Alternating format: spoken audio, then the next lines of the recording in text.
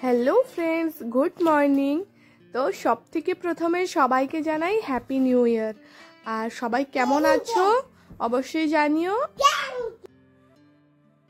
আজকে হলো জানুয়ারির 2 তারিখ আর আজকে বৃহস্পতিবার। আজকে আমি ব্লগটা শুরু করলাম নতুন বছরের 2 তারিখ থেকে।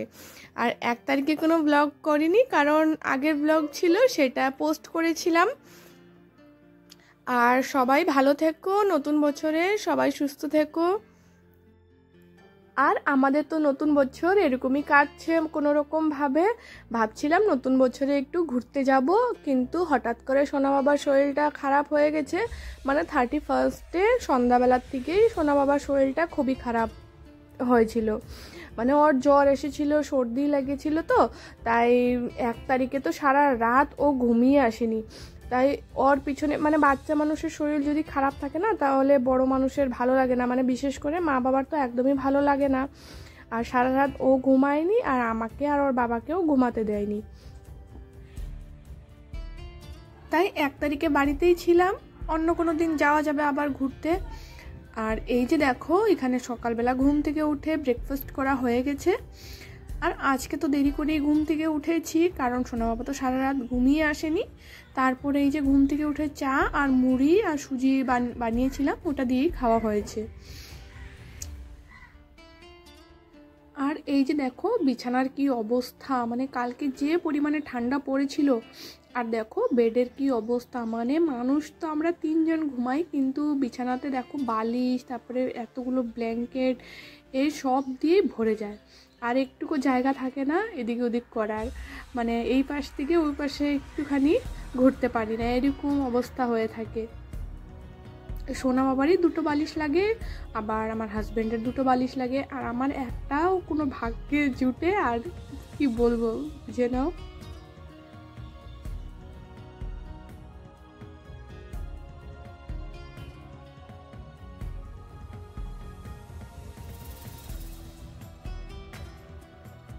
কি গাও? কে দিছে? দিদি।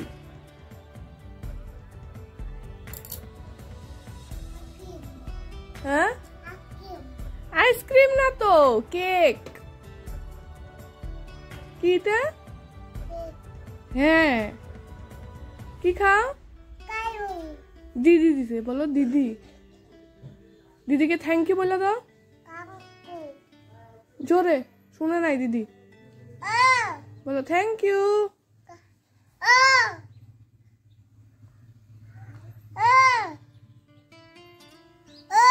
বলো থ্যাংক ইউ দিদি, বলো।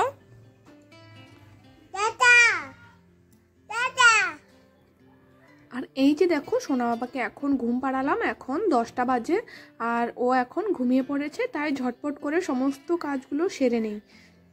আর আজকে ঘর মুছবো না, যেহেতু সোনা বাবার জ্বর এসেছে, তাই আজকে ঘরটাকে ভালো করে ঝাড় দিয়ে রাখছি। আর আজকে সকালবেলা থেকে মাথাটা এত পরিমাণে নষ্ট হয়েছে, কি আর বলবো, তারাও তোমরা আগে ব্লগে দেখতে পারবে। আর এই যে স্নান করে চলে আসলাম, এখন ফুলগুলোকে পেরে নিচ্ছি। আর দেখো এই জবা গাছে কত উঁচুতে ফুল ফুটেছে, অনেকদিন তো আমি পারি না, এত উঁচুতে হাত যায় না। আর আজকে চেয়ার ছিল সামনে, তাই চেয়ার দিয়ে পেরে নিলাম।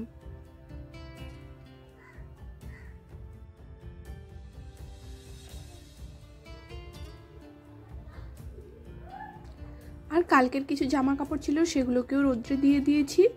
আর ওই যে ওখানে শাশুড়ি মা বসে মাছ কাটছে, আর কয়েকটা জামা কাপড় ছিল, সেগুলোকে ধুয়ে দিয়েছি। আর এখন পূজার কাজ ঝটপট করে সেরে নিব। আর আজকে বৃহস্পতিবার।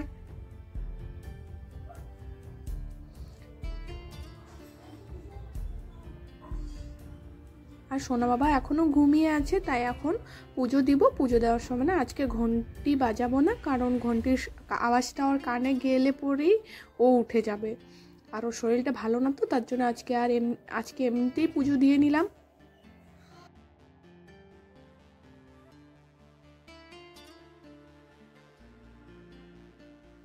চলে আসলাম রান্নাঘরে। এই যে একপাশে ভাত বসিয়ে দিয়েছি, আর ডাল না স্নানের আগে বসিয়ে দিয়ে গেছিলাম। কান্না কেন? কে রাইখে গেছে? ঠাম্মি কই গেছে? কই কই গেছে?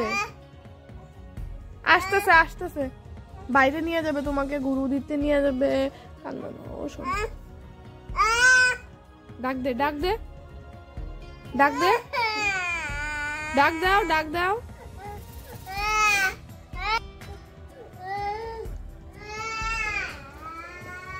আসতেছে।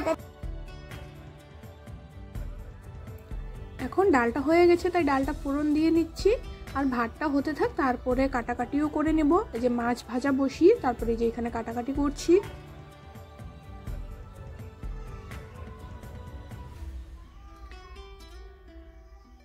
সমস্ত সবজিগুলোই এখানে একবারে কেটে নিচ্ছি। আজকে সকালবেলায় যে এখন রান্না করার সময় তো একটা ঘটনা ঘটেছে, সেটা তোমরা দেখতেই পারবে। আর বিকেলবেলা তো ব্লগ করিনি, বিকেলবেলাও না একই ভুল হয়েছিল। মানে এক পাশে চা বসিয়েছিলাম আর এক পাশে পুচকু আবার সুজি বসিয়েছিলাম। কি করেছি, সুজির মধ্যে ভুল করে আমি চা পাতা দিয়ে দিয়েছি, পরে আবার সবগুলো ফেলে আবার নতুন করে সুজি বসিয়েছি। আর এই যে এখানে জামা কাপড় ধুতে ধুতেও দেখো একটা কাণ্ড ঘটে গেছে, মানে এক্সট্রা কাজ বেড়ে গেছে। এই যে সোনা বাবার একটা মানে সোয়েটার কালকে চকলেট খেয়েছিল, ধুয়ে দিয়েছিলাম, আর আমার সোয়েটার কালকে ধুয়েছিলাম।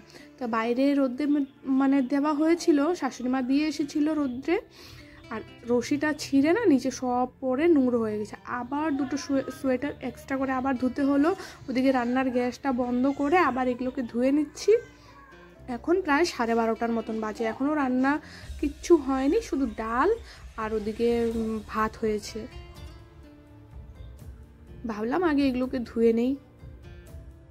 দেখতেই পারছো কিছু হয়নি এখনো, সমস্ত জিনিস এখানে ছেঁড়াবেড়া আছে, মানে কোনো কিছুই গুছাইনি এখনো।